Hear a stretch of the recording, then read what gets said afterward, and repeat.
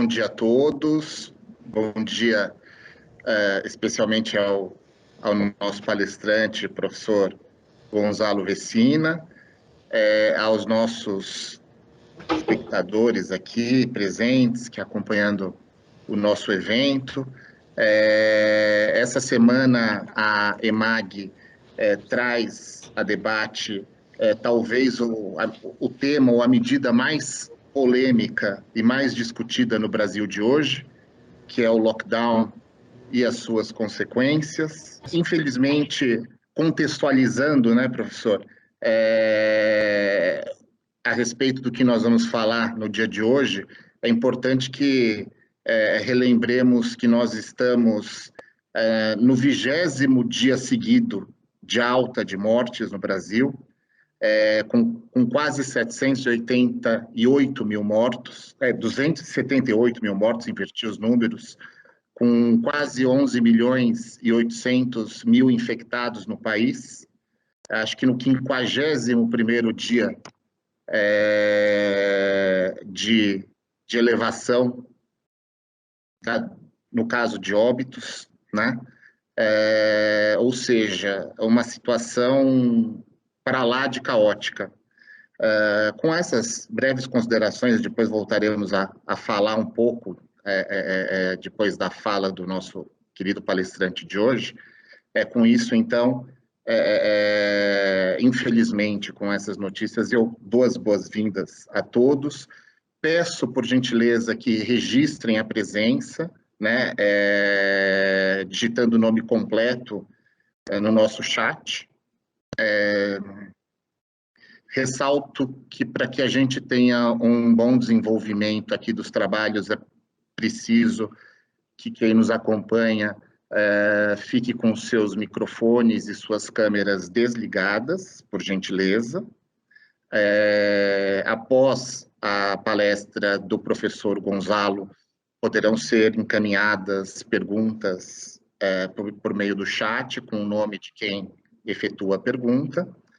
E agora eu apresento o nosso palestrante, que é alguém que não tem como não conhecer, porque quando o doutor Gonzalo Vecina não está aqui na EMAG, ele está em todos os canais de televisão falando a respeito da pandemia, nos orientando, nos esclarecendo e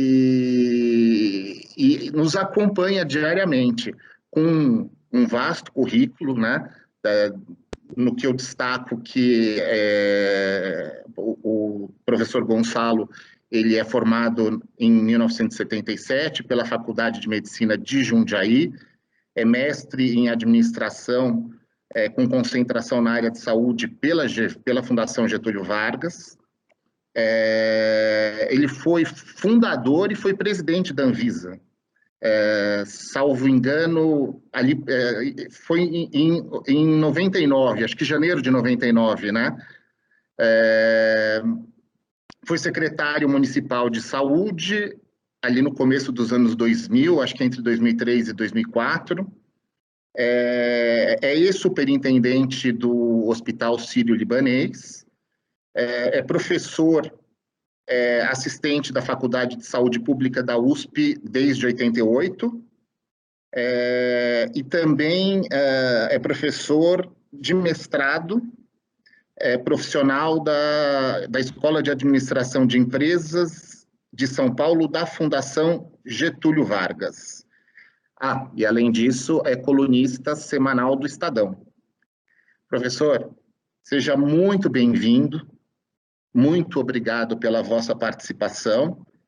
E, sem mais delongas, eu vou passar a palavra para o senhor, para que possa, um pouco aqui, dar início a um bate-papo e as orientações e considerações a respeito do que ficou visível com o desastre sanitário causado pela Covid. Muito obrigado. Muito bom. Bom dia a todos, bom dia a todas. Quero agradecer o convite que o TRF3, através da EMAG, me faz. É uma honra muito grande estar com vocês, no momento que nós estamos tão precisados e uma harmonia entre os poderes, ter a oportunidade de me dirigir aos membros do Poder Judiciário, de fato, é um privilégio muito grande. E acho que essa discussão do lockdown, no dia de hoje, é mais importante ainda quando o nosso presidente contesta o Poder Judiciário, interpelando o direito de ir e vir, o direito constitucional de ir e vir, né? Porém, nós estamos vivendo uma situação excepcional. A vida e a saúde têm precedência sobre o Estado de direito de ir e vir? Esta é a pergunta que o presidente está fazendo ao Supremo Tribunal Federal. Formulada da maneira como eu estou formulando, eu tenho certeza que a resposta é: a vida e a saúde têm precedência sobre o direito de ir e vir. Mas isso, o presidente está perguntando de uma outra maneira ao Supremo Tribunal Federal. Eu espero que a resposta que o Supremo venha a dar seja uma resposta de que sim, a sociedade e o Estado tem que garantir o direito à vida e à saúde antes do direito de ir e vir. E o direito de ir e vir tem que responder a um momento de legalidade extraordinária. Por que a legalidade extraordinária? Porque a vida está sob risco. Nós estamos vivendo um momento que eu não gostaria de estar vivendo. É um momento em que a nossa pandemia está explodindo e nós hoje estamos com os piores números do mundo em relação à ocorrência desta pandemia. Nós estamos batendo recorde atrás de recorde no número de mortes diárias e provavelmente vamos continuar batendo esses recordes enquanto o isolamento social não produzir seus efeitos. A presença dessa nova variante, a variante de Manaus, ela tem duas consequências. A primeira consequência é que ela se dissemina de uma maneira muito mais rápida do que as outras variantes que nós tínhamos. Às vezes a gente fica falando de variantes, mas tem muita variante, tem mais de 300 variantes hoje no mundo. Porém, dessas 300 variantes, tem 3 que são mais letais e se disseminam mais rapidamente. Que é a variante da África do Sul, a variante inglesa e a variante de Manaus. A variante de Manaus, produzida aqui por nós, é a mais preocupante das 3. Ela nasceu numa cidade muito singular, que é a cidade de Manaus, uma cidade onde a pobreza é muito grande, e a circulação do vírus em 2 momentos foi uma circulação muito violenta. Nós tivemos uma primeira circulação muito violenta, com um número de casos muito elevado, e depois nós tivemos uma segunda circulação. E nessa segunda circulação aconteceu também o segundo evento que eu queria me referir aqui, que é o evento da reinfecção.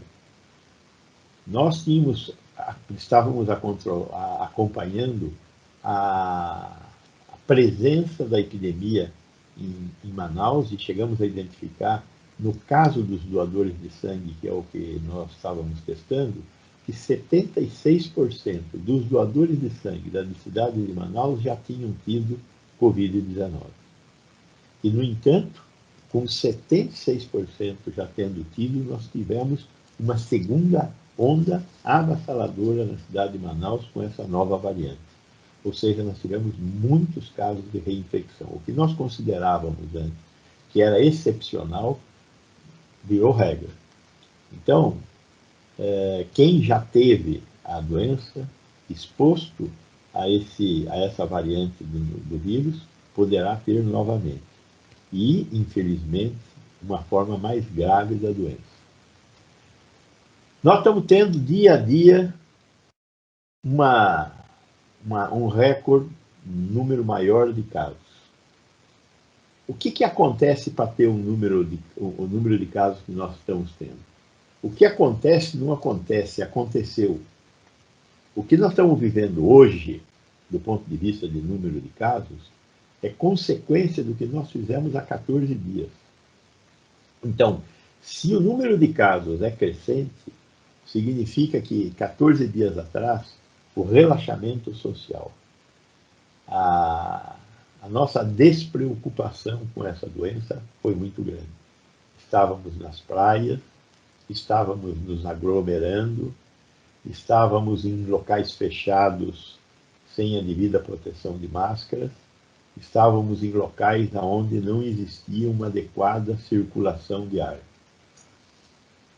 Esta doença, embora lá no começo, em março do ano passado, nós tenhamos falado muito que ela se dissemina através de contato, por isso lavar as mãos, por isso higienizar as compras, etc. É verdade, ela se dissemina também por contato. Mas a principal forma de disseminação dessa doença é através de gotículas. O vírus, ele é relativamente pequeno, mas ele está na nossa orofaringe, nariz, boca. E quando nós falamos, nós emitimos pequenas gotículas de água. O vírus vai nessas gotículas. Ele se movimenta nas gotículas. Também quando espirramos, também quando tossimos, e quanto mais alto falarmos, mais gotículas nós vamos expelir. Qual é a importância da máscara? A máscara é importante para impedir que as gotículas saiam. Agora, ela não necessariamente impede que as gotículas entrem.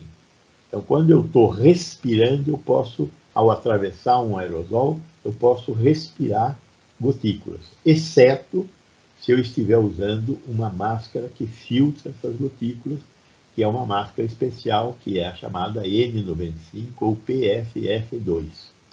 São máscaras que filtram essas gotículas.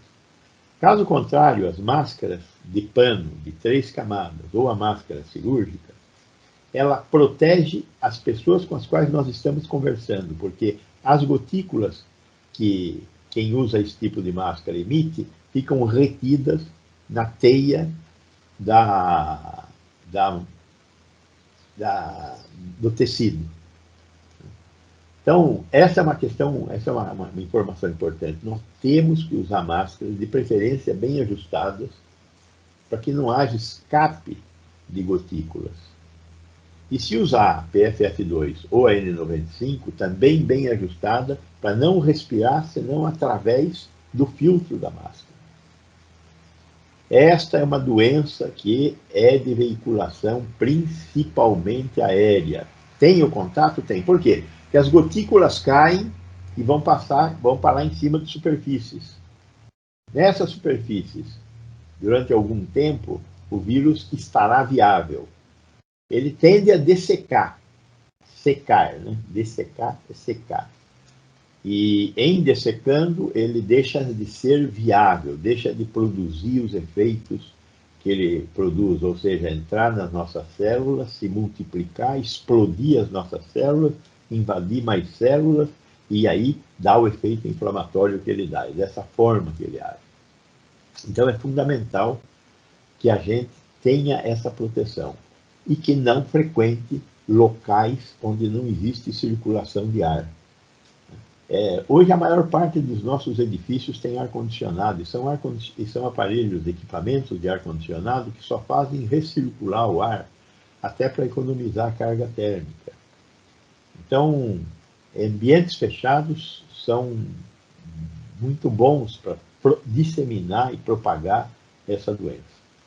Qual é a alternativa que nós temos hoje para diminuir o número de casos? Para diminuir o bloqueio que nós estamos conseguindo fazer dos hospitais que estão todos lotados com pacientes de Covid. Estão na iminência de faltar medicamentos. Para fazer uma intubação, não é natural ser intubado. Então, para receber um tubo na garganta, e tem um aparelho respirando por nós. Nós temos a respiração, nós não decidimos respirar. É um sistema autônomo nosso que respira. Se você tentar parar de respirar, você não vai conseguir durante muito tempo, porque o seu sistema autônomo vai fazer você respirar.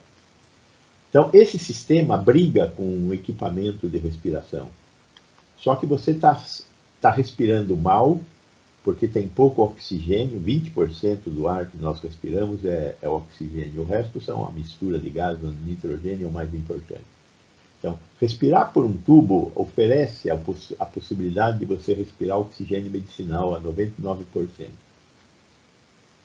Então, quando você tem uma diminuição da capacidade pulmonar de receber oxigênio para passar para as células, para manter o corpo vivo,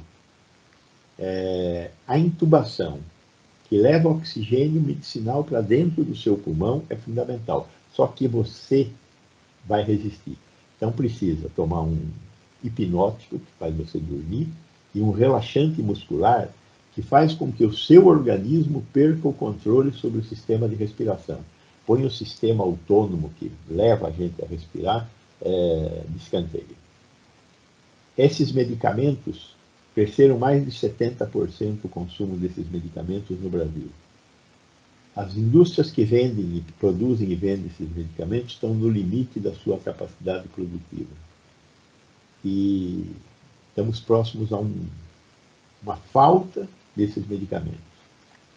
A questão do oxigênio eu acho que é um pouco menos complexa, mas tem um risco em alguns locais de nós termos falta de oxigênio. Pela distribuição, pelas características de produção e distribuição do oxigênio. Onde tem condição de receber oxigênio líquido, muito provavelmente nós não teremos falta nenhuma. Onde só chegam torpedos com oxigênio gasoso, que consome-se mais rapidamente, poderemos ter também algum tipo de colapso. Então, qual é a forma de evitar? O aumento do número de casos, a necessidade de internações, a necessidade de medicamentos de oxigênio. Não tem outro jeito senão fazendo medidas de isolamento social. Como é que são essas medidas de isolamento social? Tem que fechar o comércio, diminuir pessoas circulando. Neste momento delicado, eu ano passado, no início dessa crise, eu fui a favor do fechamento de escolas. Mais tarde, observando o prejuízo das nossas crianças, eu achei que nós, como esta epidemia ela é muito menos importante para as crianças, nós devíamos reabrir as escolas. Mas com cuidado. Professores idosos, portadores de comorbidade, ou que morassem com portadores de comorbidade idosos, deveriam ficar em home office. E os professores que iriam para a escola correriam risco? Sem dúvida correriam risco.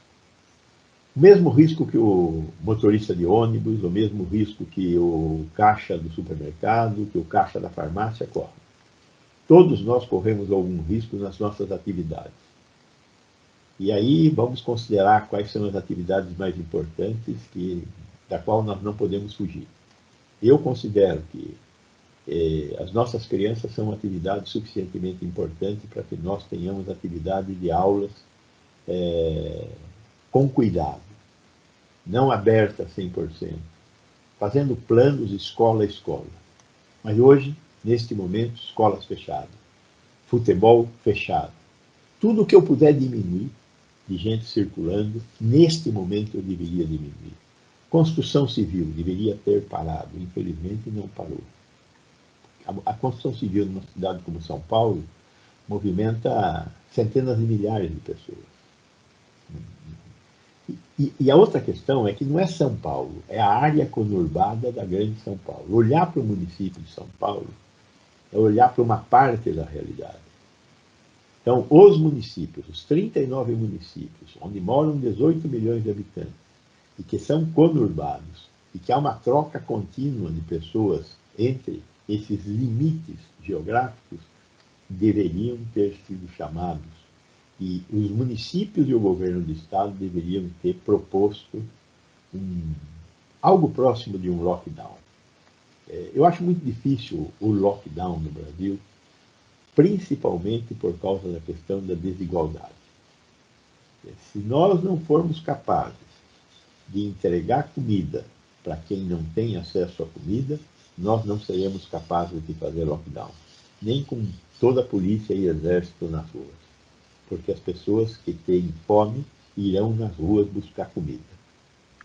Então, o auxílio emergencial é um componente vital disso. Além do que, temos que também levar em conta de que, ao paralisar o comércio e outras atividades industriais para diminuir a circulação de pessoas, nós também estaremos prejudicando os contratadores de empregados. E nós teríamos que preservar empregos. E preservar empregos nessa situação só tem um jeito. Oferecendo alguma linha de crédito que possa ser suportada pelas empresas de pequeno e médio porte, para que elas possam continuar pagando os seus empregados. E não fechem, e não demitam, enquanto nós atravessamos esse período. Esse período ele tem dois componentes. Tem o componente de 14 dias, que é o ciclo da doença. Eu me contamino no dia 0, a partir do terceiro dia, terceiro, quarto dia, eu tenho uma carga viral já reconhecível, e aí eu vou lutar contra a doença, até o 8º, 10º dia. No 8º, 10º dia, eu posso piorar e precisar de hospital. Se eu passar do 8º, 10º dia sem ir para o hospital, provavelmente eu tenderei à cura até o 14º dia, que é quando o nosso corpo ganha, na maior parte das vezes, ganha da doença.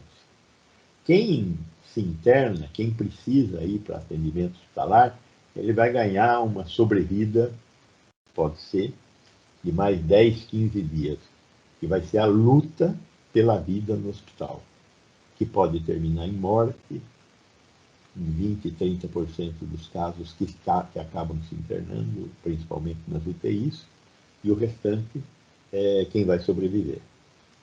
Então, o ciclo da doença é um ciclo de 14 dias, fora as pessoas que vão para o hospital, que é um ciclo mais demorado. Mas os que estão em hospital não estão mais disseminando a doença. Essa é uma questão importante.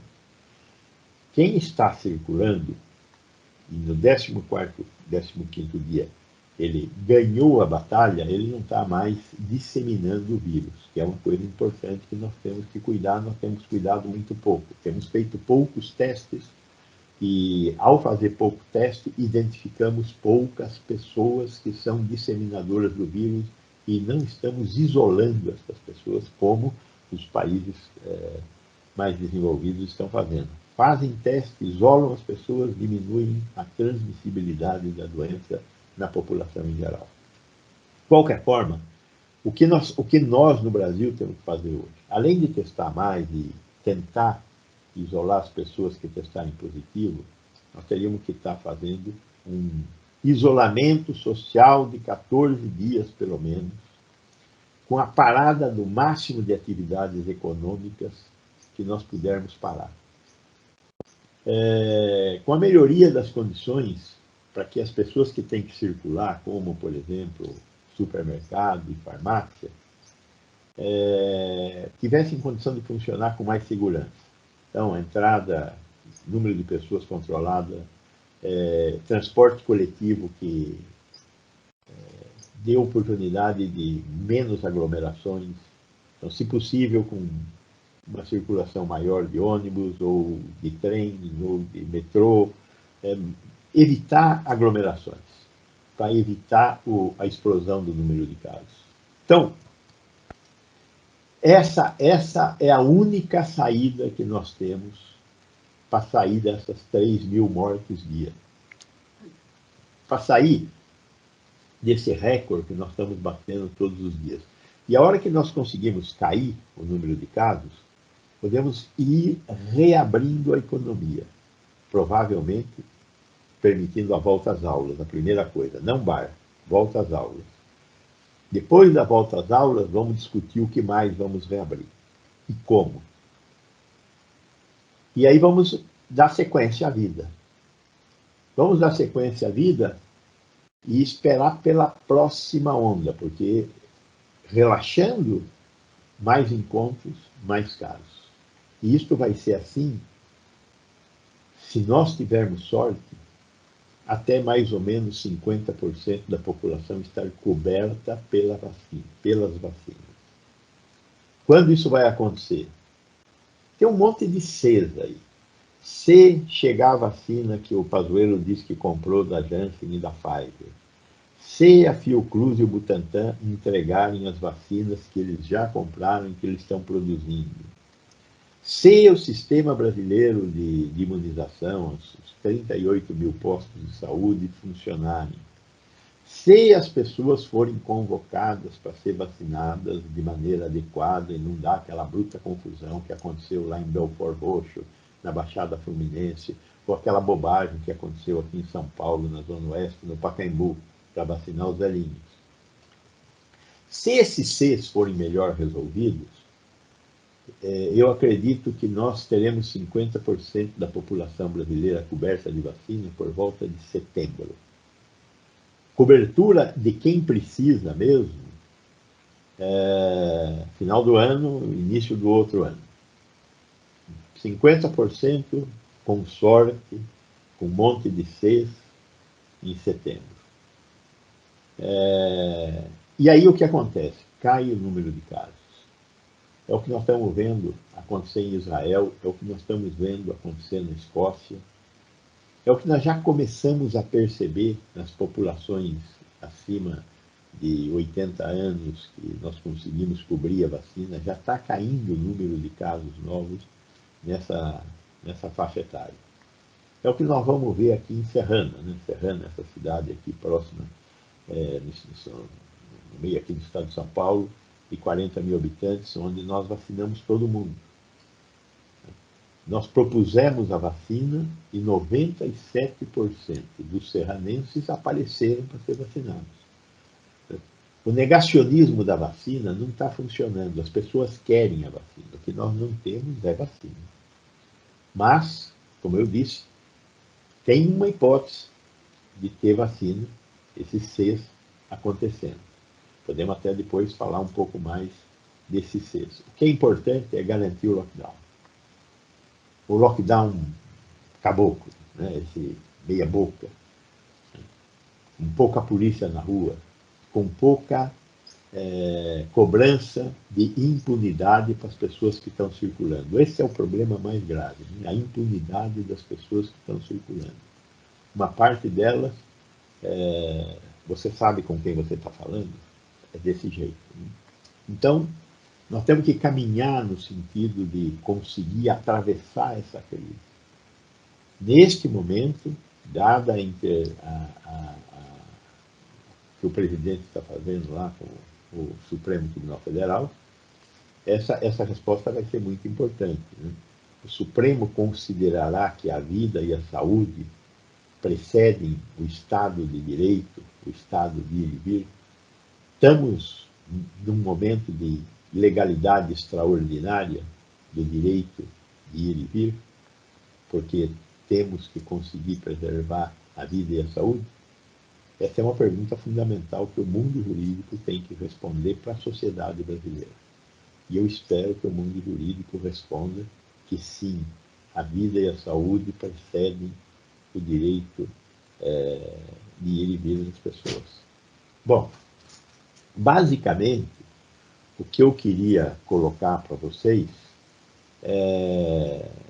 para início da nossa conversa, é isso. Quero deixar um tempo adequado para a gente também dialogar e tentar responder as eventuais dúvidas que os senhores e as senhoras tenham e que eu seja capaz de fazer frente a elas. Muito obrigado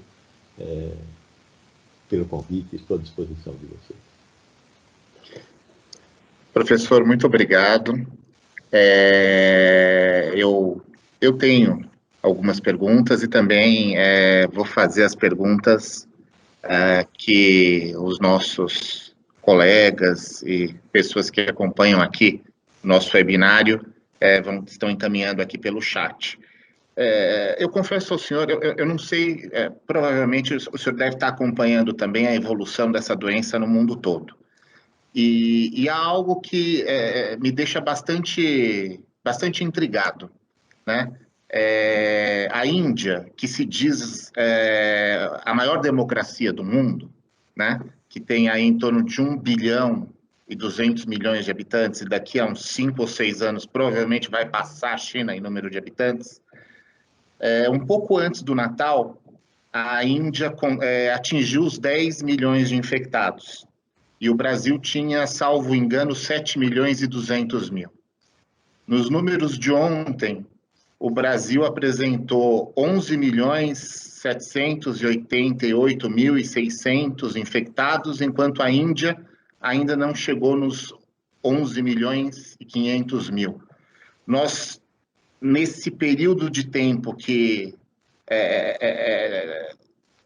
passa um pouquinho de 3 meses, né? Nós conseguimos alcançar a Índia em mais de 3 milhões a mais de infectados e passamos em 200 mil, né? A Índia também é um país em desenvolvimento. A gente sabe que as condições de vida também são precárias.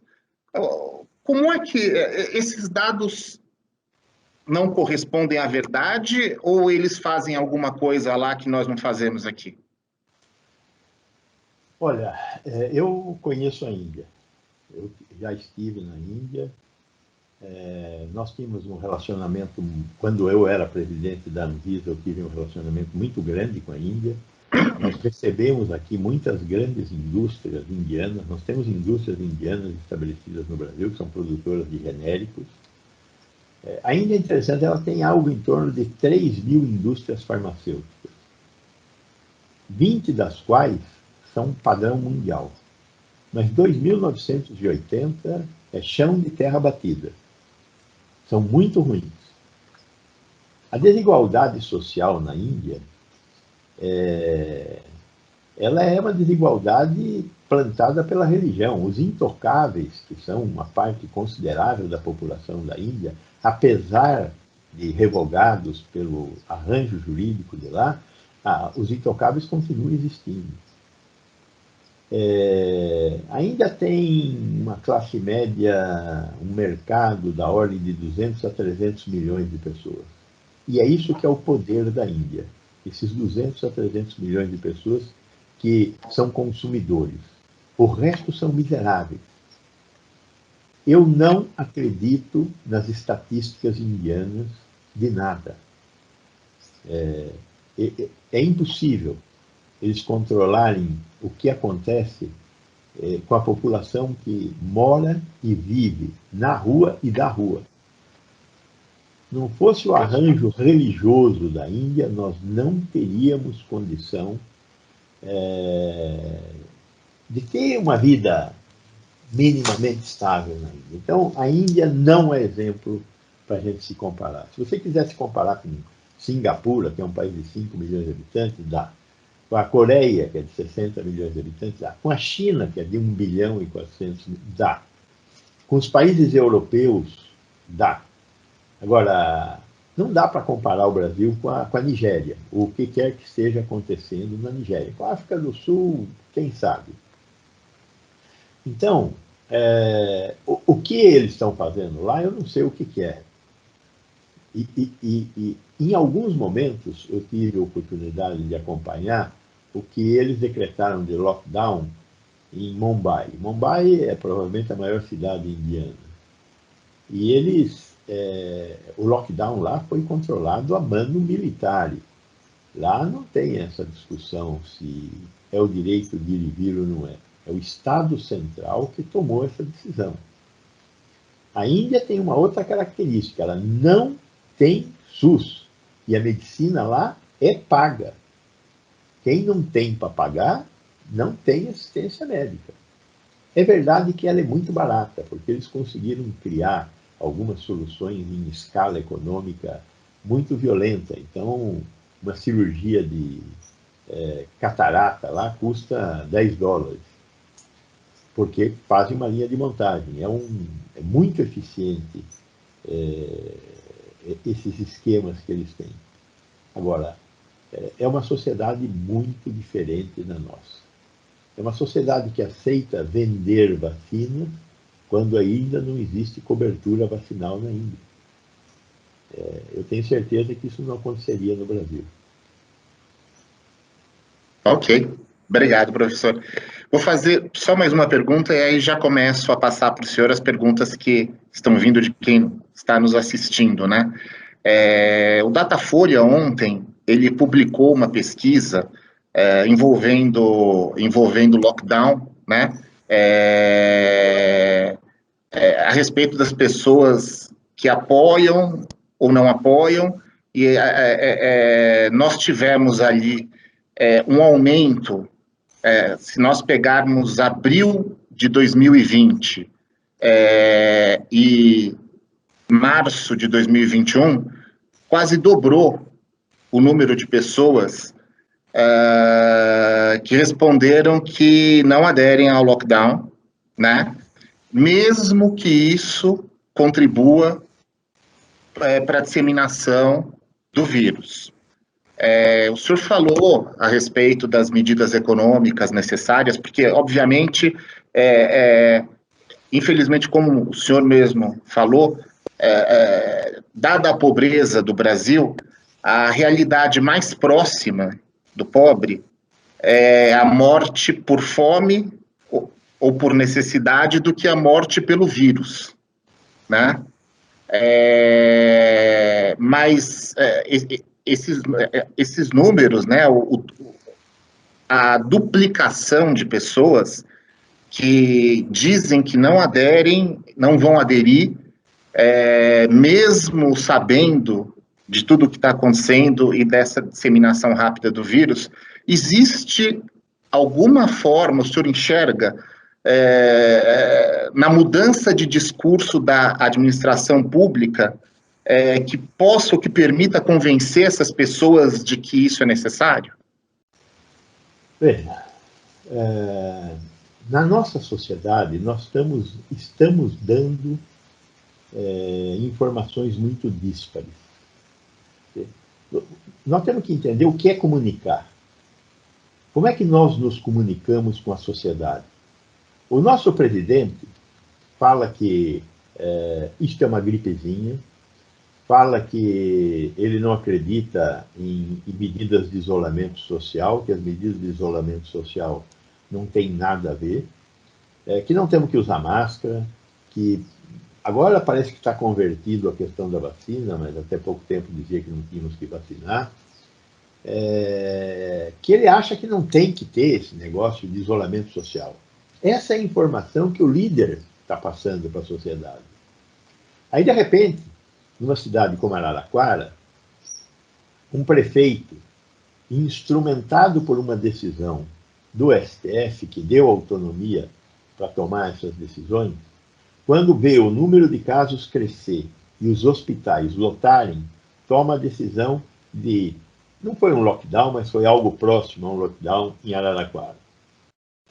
Os supermercados fecharam, só atendiam com delivery e drive-thru, não tinha jeito de entrar no supermercado para comprar.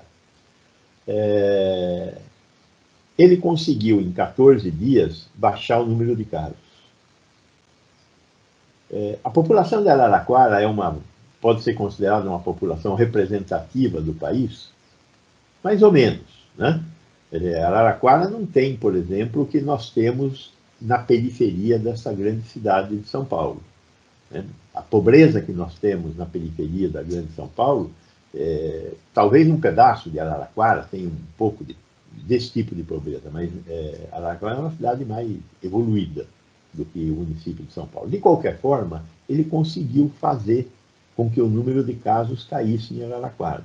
Então, a conclusão que eu faço é o seguinte: nós temos que nos comunicar, apesar de alguns líderes serem contra. Essa comunicação é uma comunicação que tem que ser limpa, dizer claramente para a sociedade o que tem que ser feito e que não adianta querer acabar com esta doença tendo a doença. Você estava citando os números aí. Estamos próximo de 10 milhões de casos. muito provavelmente é subestimado. Nós consideramos que, pelos estudos de soroprevalência que têm sido realizados, que cerca de 30% da população brasileira já teve essa doença. Isso significa falar que algo em torno de 60 milhões de brasileiros, na verdade, já tiveram a doença. E esses 300 mil mortos, tem no mínimo mais uns 30% em cima disso também, que foram casos que foram notificados como síndrome respiratória aguda grave e na verdade, eram Covid. De qualquer forma, uma epidemia acaba de duas maneiras, ou com o fim dos suscetíveis ou com a vacinação. O fim dos suscetíveis é quando a gente atinge a imunidade de rebanho, com 70% das pessoas tendo tido a doença. Para 70% dos brasileiros terem tido a doença, nós ainda temos que caminhar mais 3 vezes o número de casos que nós temos hoje, e, portanto, eu posso estimar mais 3 vezes o número de mortos. A sociedade brasileira aceitará 1 milhão de mortos? A alternativa à vacina, sem lockdown, é 1 milhão de mortos em um ano. É isso que nós vamos aceitar? Quando nós podemos, com sofrimento econômico que com alguma inteligência poderá ser espalhado nos próximos 10 anos, chegar ao final deste ano de uma maneira mais civilizada, com 400 mil mortos, 500 mil mortos, que é o que eu estimo que a gente vai chegar em 500 mil mortos quando a gente começar a ter uma resposta vinda da distribuição de vacinas. Olha, nós temos que nos comunicar com a sociedade. Nós temos que levar essa discussão para a sociedade. Essa que é a saída que nós temos para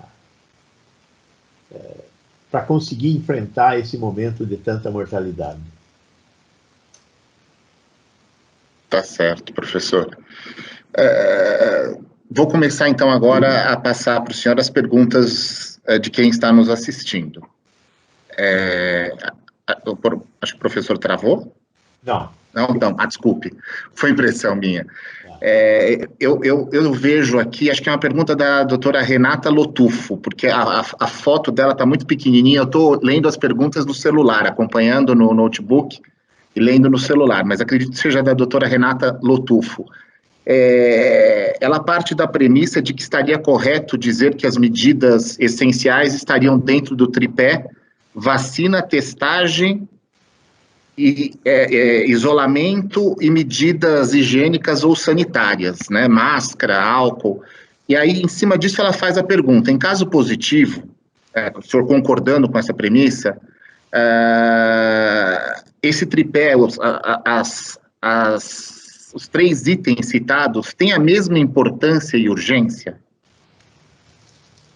Eu acho que, neste momento, dada a situação que nós estamos vivendo, o isolamento social é o pedaço do tripé mais importante. Vacina é fundamental, só que não tem vacina. Então, não adianta eu dizer que vacina é tão importante quanto os outros. Neste momento, não tem vacina, então está prejudicado. Nós temos o que temos. As vacinas que a Fiocruz e o Butantan terão condição de distribuir nos próximos meses. A vacina que nós conseguimos comprar da Pfizer, da Janssen e outros produtores de vacina é o que nós vamos ter. Então, vacina tem esse problema. O uso de máscara, etc., é fundamental. Agora, mais importante de tudo é não nos encontrarmos. Neste momento, o que é mais efetivo é não nos encontrarmos. E tenho certeza que a doutora, que tem um parente ilustre, o doutor Paulo Lotufo.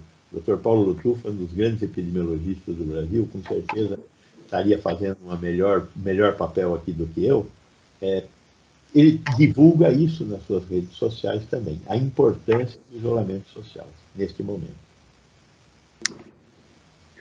Tá certo, professor. Vou concluir também com uma outra pergunta da colega Renata Lutufo. Ela também comenta a dificuldade de testagem, né, aqui no Brasil. Fala da ineficácia de alguns métodos de testagem, do alto custo de outros métodos, e pergunta qual seria o caminho para a testagem real e efetiva.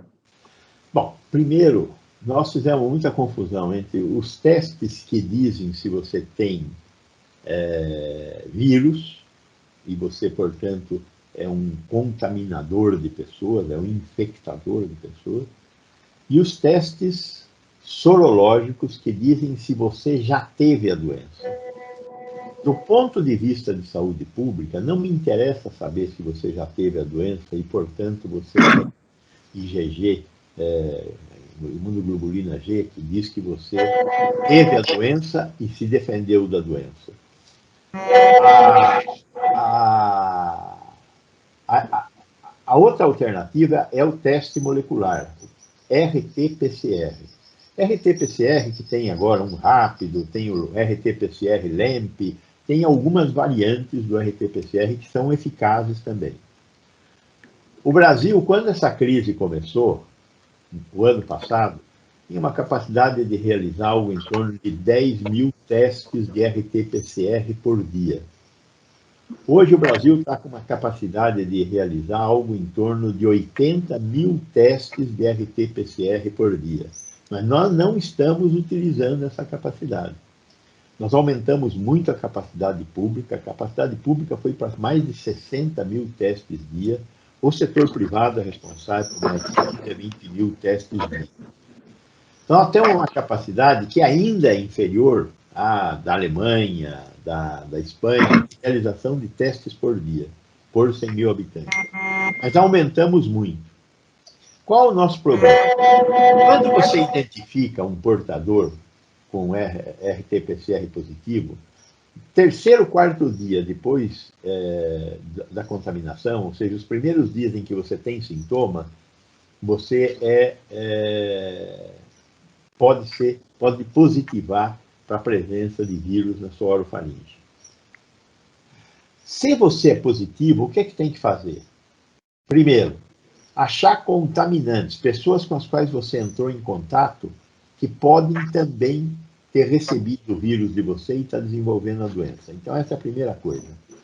Para que fazer o RT-PCR? Para descobrir quem você também já infectou. E segunda coisa importante, as pessoas que têm RT-PCR positivo têm que ser isoladas.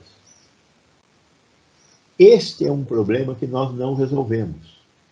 Não sei se vocês lembram, no início dessa crise, a China falava, fizemos um hospital de 10 mil leitos em 2 semanas. Não era um hospital, era um hotel. Qual era a função daquele hotel para 10 mil pessoas? Isolar pessoas compulsoriamente. Ou a gente isola as pessoas, ou você continua tendo a disseminação da doença. Então, é fundamental isolar as pessoas que estão com RT-PCR positivo. Nós não conseguimos, infelizmente, fazer isso no Brasil. Por quê? De novo, a questão da pobreza. Nós, inclusive, através daquela doação do Banco Itaú, nós chegamos a construir abrigos para isolar pessoas, por exemplo, aqui em São Paulo, em Paraisópolis. Passou a maior parte do tempo vazio. E você testava, identificava pessoas que estavam na fase de disseminação da doença, e falava, vamos para o isolamento. Eu disse, não posso ir para o isolamento, doutor. Por que você não pode? Porque eu tenho que cuidar da minha família. Nós chegamos a oferecer dinheiro e cesta básica para essas pessoas. Mas dinheiro e cesta básica não lhes dava a segurança de que a família seria vista. Então, nós não conseguimos isolar essas pessoas que continuaram disseminando o vírus na comunidade. Então, teste é uma parte da mágica. A outra parte da mágica é isolar as pessoas que são positivas. Nós estamos no meio do caminho nessa história dos testes. Infelizmente, não vamos sair daí. Entendi. Professor, a Fernanda Turri, filha da nossa querida Márcia Hoffmann, ela traz um dado e faz uma pergunta. Ela diz que no Brasil apenas 20% dos pacientes entubados saem com vida, e no resto do mundo, 50%.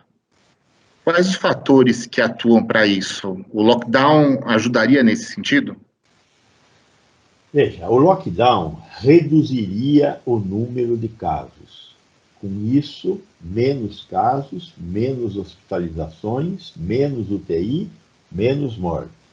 Agora, qual é a causa da mortalidade tão elevada nas nossas UTIs? Infelizmente, é a diferença tecnológica entre as UTIs dos grandes hospitais, privados e públicos, e as UTIs da periferia. Então, se você pegar a UTI do HC, do Hospital das Clínicas, a mortalidade média dos entubados está em torno de 10% a 15%. Ora, se você pegar, eu não vou falar o nome de nenhum hospital, embora eu conheça os hospitais, da periferia do município de São Paulo, você vai encontrar uma mortalidade de 50%. São doentes mais graves? São doentes tão graves quanto. Infelizmente, é a prática médica que é pior. Não tem como explicar de maneira diferente isso. É a prática médica que é pior, né? Existe um conjunto de protocolos, de regras que tem que ser seguidos para você tratar de um paciente entubado gravemente. Infelizmente, esse conjunto de regras não é uniformemente seguido.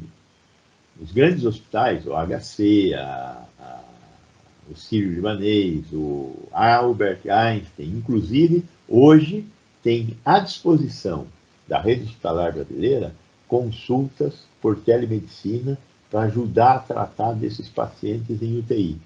Mas, infelizmente, eles têm sido pouco demandados. A oferta desse serviço de assessoria está sendo pouco utilizado pelos hospitais do Brasil. O HC criou, inclusive, um sistema de interpretação de tomografia computadorizada. Veja, a tomografia computadorizada não é um negócio que qualquer médico lê. Precisa ter um tomografista para ler. Então, você tem um tomógrafo que funciona 24 horas por dia, mas não tem um tomografista que funciona 24 horas por dia. Pois bem, no HC tem um serviço de interpretação de tomografias que utiliza inteligência artificial, que funciona 24 horas por dia, 7 dias da semana, para quem quiser usar no Brasil inteiro. Basta ter condição de remeter o exame para a central aqui do HC, onde ele passa por uma interpretação feita por máquina e, em seguida, por um tomografista que está de plantão lá, esperando isso. O serviço está sendo pouco utilizado também. Então, nós temos algumas desgraças próprias. Entendi.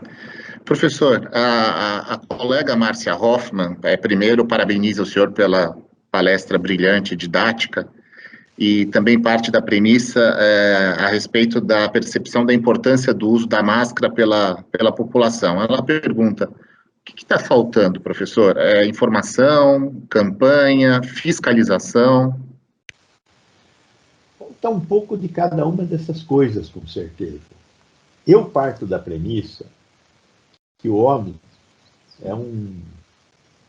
não é um cara mau de saída. Quer dizer, você não sai de manhã da sua casa e fala, hoje eu vou fazer umas maldades. Ninguém faz isso. Vou lá fazer umas maldades. Não, eu quero sair de casa e fazer um monte de bondades, coisas certas. E quando eu chego à noite em casa, encontro meus filhos, eu falo, crianças, hoje papai fez um monte de coisas certas. Então, a tendência nossa é fazer as coisas certas. Porém, nós temos que saber o que é certo ser feito. Então, conhecimento é vital. Uma forma muito específica de conhecimento é o exemplo. Então, ter um exemplo a seguir é fundamental. Então, comunicar informação, exemplo, outro tipo de comunicação. Infelizmente, nós temos problemas de comunicação, muita fake news. Tem trabalhos, veja, outro dia o nosso querido presidente citou o trabalho de uma faculdade, ou coisa parecida alemã, que dizia que máscara não funcionava. Aquela informação existe? Existe. É falsa? Não é falsa. Qual é o problema daquela informação? Ela foi mal produzida. Ela foi mal produzida. Né? Aqui no chat tem algumas informações dessas que eu já vi também aqui aparecer. São informações mal produzidas. Tem gente que diz, até hoje, que tomar um comprimido de ivermectina a cada 15 dias evita que você pegue a doença. É tratamento preventivo. Ora, uma doença que tem essa disseminação e que 40% dos casos você tem sem saber que teve essa doença, sem sintoma. Se você tomar comprimidos de ivermectina 15 dias, você com certeza vai estourar o seu fígado. Mas você vai achar que não teve a doença porque a ivermectina te protegeu. Ela não te protegeu, é um evento aleatório, só isso. 40% das pessoas que têm nem sabem que tiveram. E curam sozinhas. Então, água benta e ivermectina, água benta é melhor, porque não faz mal para o fígado, e ivermectina faz mal para o fígado. A mesma coisa é a hidroxicloroquina. Então, dependendo do lado que você olha alguma coisa, eu tenho amigos médicos formados junto comigo, que vieram e falaram para mim, Gonçalo, você é contra o tratamento preventivo? Eu falei assim, com o quê? Ele falou assim, pô, mas se você não dá o tratamento preventivo, você não faz nada? Eu falei assim, mas não tem tratamento preventivo. A ivermectina não está comprovada de que ela é um tratamento preventivo. Então, tem muita informação mal realizada nas redes sociais. Nós temos que tomar cuidado com como nós filtramos as informações das redes sociais e as utilizamos. Tá certo, professor. São muitas as perguntas, a gente vai passar um pouquinho do tempo, se o senhor me permitir, eu vou fazer mais algumas, mas acho que eu não vou conseguir fazer todas. Tá bom. O Ricardo Mendonça, essa é uma discussão muito interessante que ele levanta aqui. O Ricardo Mendonça pergunta como é que o senhor avalia a possibilidade de aquisição de vacinas pelo mercado privado? Muito boa pergunta. É uma pergunta boa para responder com outra pergunta, mas eu vou tentar responder também. Veja bem, quem toma vacina tem chance de viver. Quem não toma vacina tem chance de morrer. É justo, numa sociedade com as características da brasileira, quem tem dinheiro ter acesso à vacina e quem não tem dinheiro não ter acesso à vacina? Essa é a pergunta. Respondeu. Eu estou partindo da premissa que numa sociedade como a brasileira, ou numa sociedade moderna do século XXI, neste mundo onde nós vivemos, direitos essenciais, aqueles que estão na lei maior, não se discute. São de todos. Então, eu acho que nós não deveríamos ter pessoas que têm dinheiro tendo acesso à vacina e pessoas que não têm dinheiro não têm acesso à vacina. Se o setor privado quiser comprar vacina e distribuir vacina, fantástico. Mas, caso contrário, eu acho que não é civilizado a gente ter uma fila de vacina para quem tem dinheiro e uma fila de vacina para quem não tem dinheiro. Você poderia aplicar também, por exemplo, para transplantes. Quem tem dinheiro entra na fila antes de transplante. Quem não tem dinheiro entra na fila depois para fazer o transplante e ter acesso a um órgão. É a mesma coisa. É a mesma coisa, professor. Professor, o Paulo Roberto Alves, a conotação aqui talvez ela adentre muito mais na seara jurídica no que na médica, mas nós temos um conceito constitucional de estado de sítio, né, na nossa Constituição brasileira. E o Paulo Roberto Alves, ele pergunta se o senhor acha que seria o caso de decretar o estado de sítio ao invés do lockdown. Embora eu não seja um operador do direito, eu entendo que o estado de sítio ele envolve outras liberdades e particularmente, ele envolve um risco à democracia. Eu não acho que nós estamos tendo um risco à democracia, nós estamos tendo um risco à vida e à saúde das pessoas. Então, eu não acho que nós devemos ter uma decretação de estado de sítio, onde a nossa democracia poderia correr um risco, particularmente com governantes como os que nós temos hoje. Acho que nós temos que descobrir dentro do ordenamento jurídico como cabe de maneira mais adequada o que nós estamos chamando de lockdown. Tá certo, professor.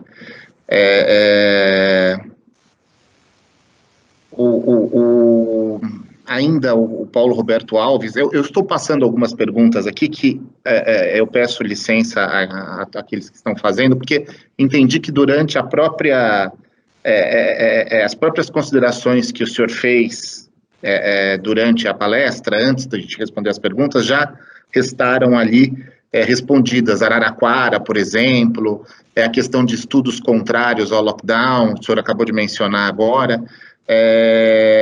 O Paulo Roberto Alves também pergunta, isolamento compulsório de pessoas, né? Isso lhe preocupa? Essa era uma das alternativas que, por exemplo, na China foram realizadas, o isolamento compulsório de pessoas. Mesmo na Itália, na Espanha, na Inglaterra, as pessoas que saíam na rua durante a decretação de um lockdown, agora em Portugal também, elas tinham que justificar porque estavam na rua.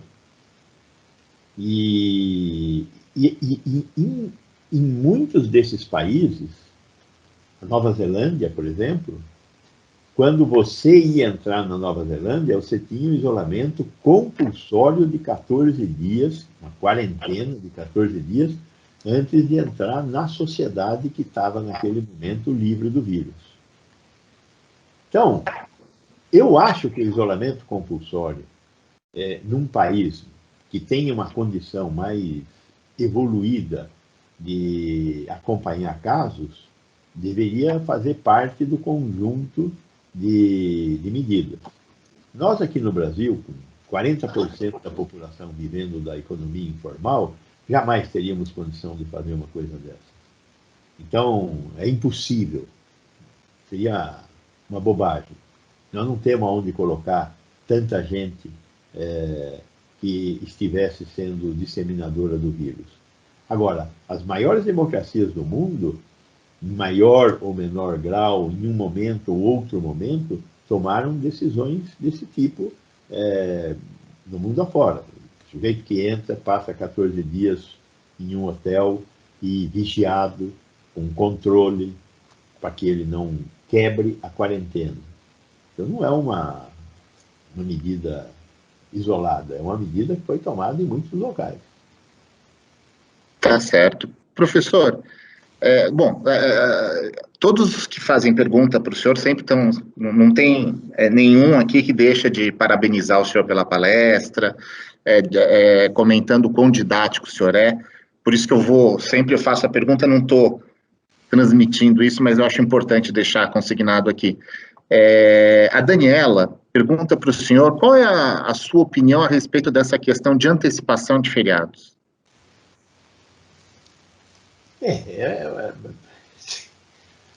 Eu acho que o prefeito Covas, eu tenho uma grande simpatia por ele. Eu confesso que eu acho que ele está tentando acertar.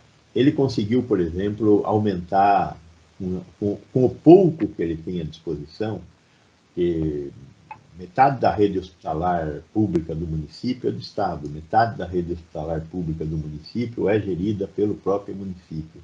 Então, ele conseguiu aumentar o número de leitos de UTI na rede hospitalar pública própria do município, neste momento de maior dificuldade, né? Eu sinto no prefeito a busca do acerto. Lógico que o prefeito não é suficiente, tem que ter o governador, tem que ter os prefeitos das cidades conurbadas, né?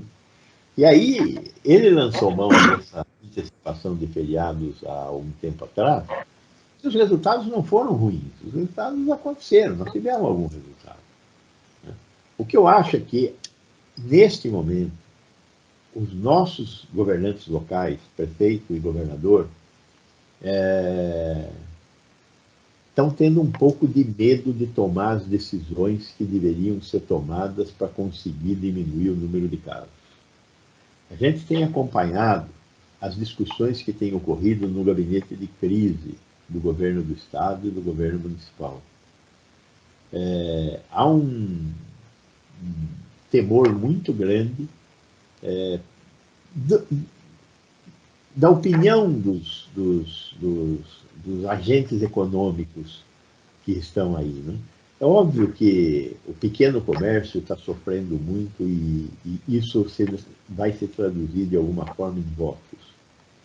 E há uma preocupação com isso por parte desses governantes.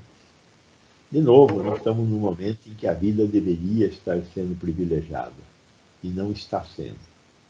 Então, a antecipação de feriados é positiva, ela é positiva e não é suficiente.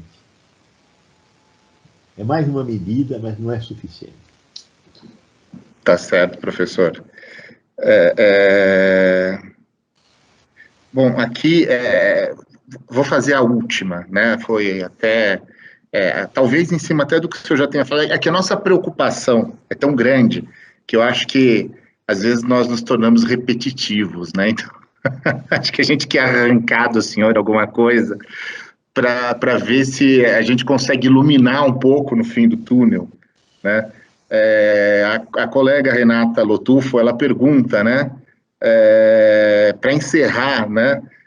O senhor pode dizer qual que é o argumento definitivo para convencer aquele que não acredita no lockdown?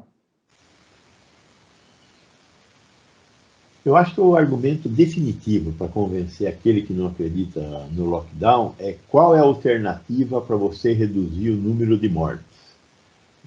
Eu não consigo enxergar nenhuma alternativa que esteja à mão, que a alternativa que está à mão é a vacina. O que aconteceu em Israel?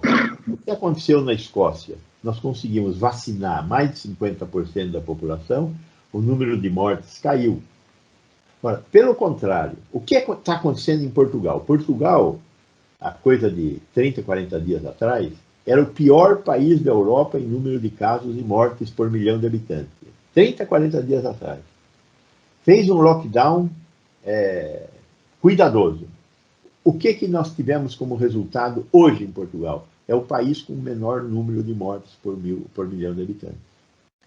Então, o exemplo está em Portugal. A resposta dessa pergunta está em Portugal. Nós temos que dar uma resposta agora. Por quê? Porque nós estamos batendo recorde atrás de recorde. Nós estamos sendo campeões de mortes no Brasil, no mundo. Então, como fazer? Não tem saída, não tem vacina, tem que ter lockdown. E se tivesse vacina, nós não teríamos condição de vacinar tão rapidamente todas as pessoas. A saída é o que a Araraquara fez, é o que Portugal fez.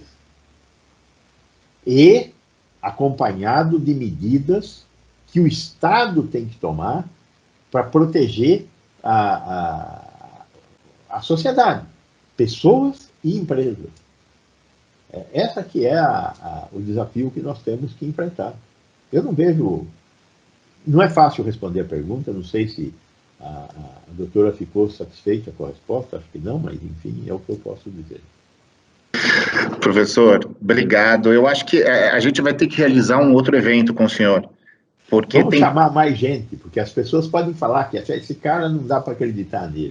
Ele é muito ingênuo. Né? Tem tanta coisa para falar ainda, professor, assim, Ontem eu vi um artigo falando a respeito da questão até de doação de órgãos de quem tem Covid, mas tem tanta coisa, isso vai ter que ficar para um...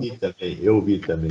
É preocupante, né? Porque, enfim, eu criei aqui, eu chamo para mim que são as mortes por arrastamento, né, da Covid, mas isso fica para um outro momento, realmente. Eu gostaria de agradecer imensamente a participação do senhor, sempre tão presente na vida hoje da sociedade, nos noticiários, sempre que pode atende o chamado da sociedade civil, veio até a EMAG nesse evento organizado pelas desembargadoras Terezinha Caserta, Inês Virgínia, pelas juízas federais Renata Lotufo, Márcia Hoffmann.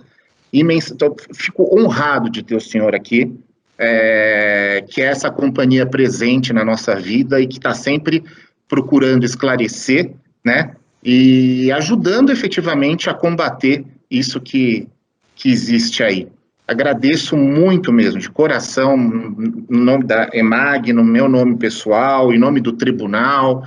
Eu sou diretor associativo, agradeço em nome da AJUF também, da Associação de Juízes Federais do Brasil.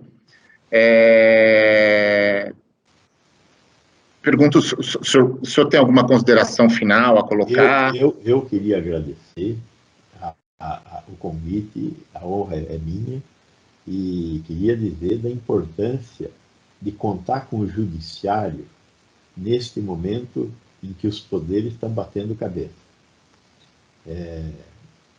Nós precisamos de um pouco de tranquilidade, de calma e de disposição para tomar as melhores decisões. Eu acho que essa responsabilidade recai com um peso muito grande no judiciário. E eu tenho certeza que o judiciário brasileiro está à altura de tomar essas decisões. E confio nisso. E agradeço a todos vocês por estarem sendo esse ponto de tentativa de manter o equilíbrio na vida da sociedade brasileira. Muito obrigado a todos os senhores e senhoras. Obrigado, professor. Eu vou encerrar aqui lembrando àqueles que estão nos assistindo que logo mais à noite, né, nós teremos, acho que a nossa última palestra a respeito do lockdown, que diz respeito ao lockdown e às lições não aprendidas da guerra contra a Covid-19, as lições não aprendidas.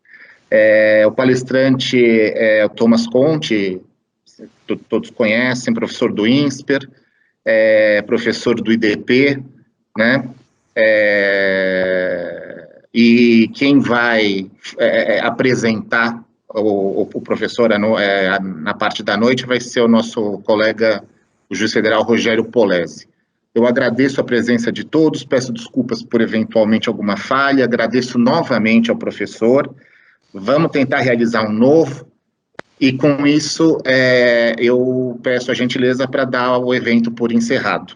E cumprimentar a todos, desejando uma ótima tarde e um excelente final de semana. Muito obrigado. Até logo.